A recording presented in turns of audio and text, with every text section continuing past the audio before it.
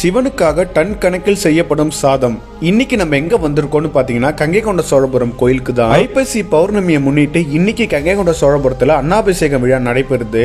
இதற்காண்டி சிவன் மேல சாத்த தான் டன் கணக்குல சாதம் செஞ்சிட்டு இருக்காங்க. இங்க அன்னாபிஷேகம் செய்ய 2 டன்னில இருந்து 3 டன் வரையும் அரிசி மூட்டைகள் வந்திருக்கு. இத பல மக்கள் தானமாவும் வழங்கியிருக்காங்க. ஒரு பெரிய பாய்லர்ல நீரை கொதிக்க விட்டு அதுல இருந்து வரும் நீராவி மூலம் தான் அரிசி சாதம் ஆகுது.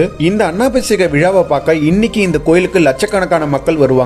காலையிலேயே கூட்டம் வர தொடங்கிடுச்சு. காலையில 4 மணிக்கு ஸ்டார்ட் ஆன இந்த வேலை மதியம் 2 மணி வரையும் இருக்கும். அது வரையும் இந்த டன் கணக்குல அரிசியை சாதமாக்குவாங்க. நல்லா வெந்த சாதத்தை ஒரு சாக்குல எடுத்துட்டு போய் அதை நல்லா ஆற வைப்பாங்க. அந்த ஆற வச்ச சாதத்தை சிவன் கிட்ட எடுத்துட்டு போக ஒரு ட்ராக்கே போட்டு வச்சிருக்காங்க. அதற்கு முன்னாடி எல்லாம் பல விறகடுப்புல அரிசியை வடிச்சுதான் தலையில தான் சிவன் கிட்ட தூக்கிட்டு போவாங்களாம். இப்ப வேலை ரொம்பவே சுலபம் ஆயிடுச்சு. வடிச்ச சாதத்தை நல்லா ஃபேன் காத்துல ஆற வச்சு அதற்கப்புறம் இது போன்ற கூடைகளை நிரப்பி ஒவ்வொன்னா இந்த ட்ரேல அடுக்கிடுவாங்க.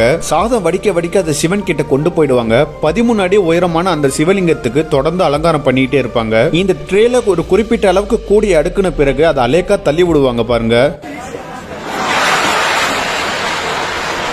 இப்படி போற ஒவ்வொரு கூட சாதத்தையும் சிவன் மேல சுற்றி வைக்கப்பட்ட பெரம்பு வலைகளுக்கு நடுவுல வச்சு அலங்காரம் பண்ணுவாங்க. இதுல உள்ள ஒவ்வொரு சாதமும் ஒரு சிவலிங்கத்துக்கு சமமானதான். இந்த விழாவுக்கு நம்ம போனா கோடி சிவலிங்கங்களை தரிசனம் பண்ண புண்ணியம் நமக்கு கிடைக்கும். சாயந்தரம் 5 மணிக்கு தான் அலங்காரம் முடிஞ்சு தீபாராதனை நடக்கும். சிவன் மேல சாத்தப்பட்ட பிரசாதத்தையும் அதுக்கப்புறம் மக்கள் கிட்ட வழங்குவாங்க. அந்த சாதத்தை நம்ம சாப்பிட்டா நமக்கு நிறைய நன்மைகள் வரும்னு சொல்றாங்க. இது இந்த கோயிலோட 39வது வருஷம். இந்த விசேஷத்துக்காண்டி வருஷம் வருஷம் காஞ்சி மடத்துல இருந்து நிறைய தானம் பண்றாங்க.